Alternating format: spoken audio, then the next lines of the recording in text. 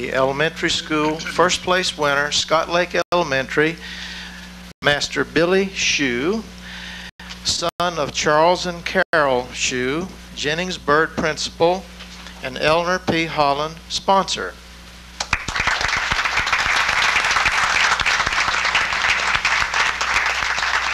Okay, now, Billy, you're on stage over here just like the lady told you.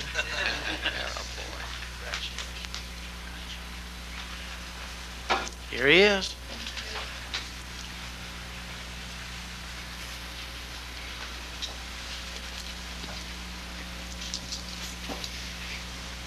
Good afternoon. My name is Billy Shue, and I will recite for you today an excerpt from Woodrow Wilson's speech, The Fear of Monopoly. A portion of Wilson's campaign speech, delivered at Lincoln, Nebraska on October 5th, 1912, stressed the problem of the trusts and turned it into an almost one-man crusade. The people of the United States now know what they intend to do. They intend to take charge of their own affairs again, and they see the way to do it. Only you can show them the way. You can't do it by proxy. You must determine the interest of your own life and then find spokesmen for those interests who will speak them as fairly as men have learned to speak in Nebraska. The great emancipation which has been wrought for you by the fight for progressive democracy, which has gone on from splendid stage to splendid stage in this state, is that it has raised up for you men who fearlessly speak the truth. And that is not true of all parts of the country. Why, there are parts of the country where I am considered brave if I speak in words what every man and woman in the audience knows to be true.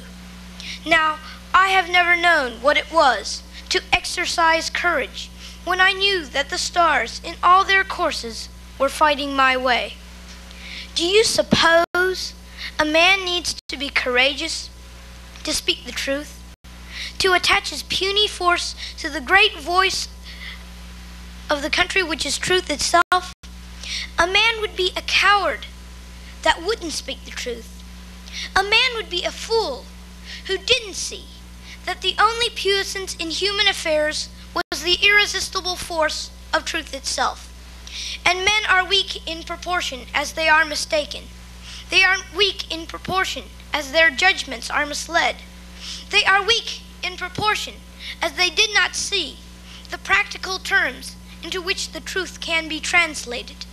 But they are not courageous when they merely tell the truth, because if they lie because they were afraid, do you suppose they would have very comfortable moments when they withdraw into the privacy of their own family?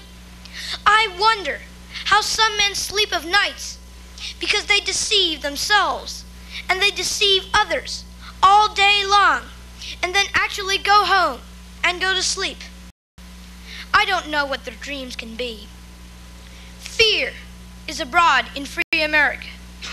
There are men who dare not undertake certain business enterprises because they know that they would be crushed.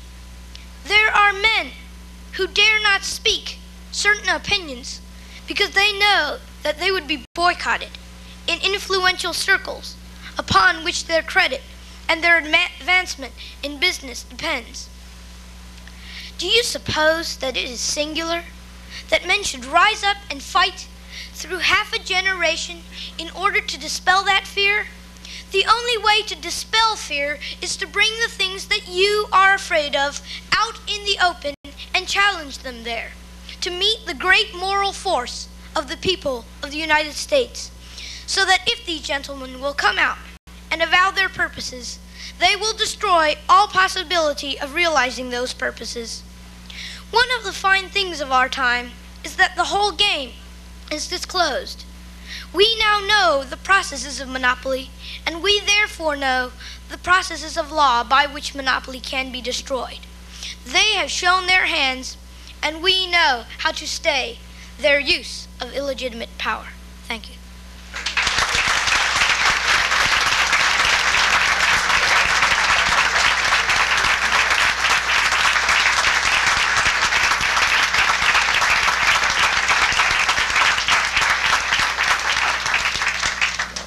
Now you see, Dr. Stewart, we weren't worried at all.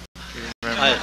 Okay. Thank Right. you very much. I think Woodrow Wilson's probably smiling today. I really do.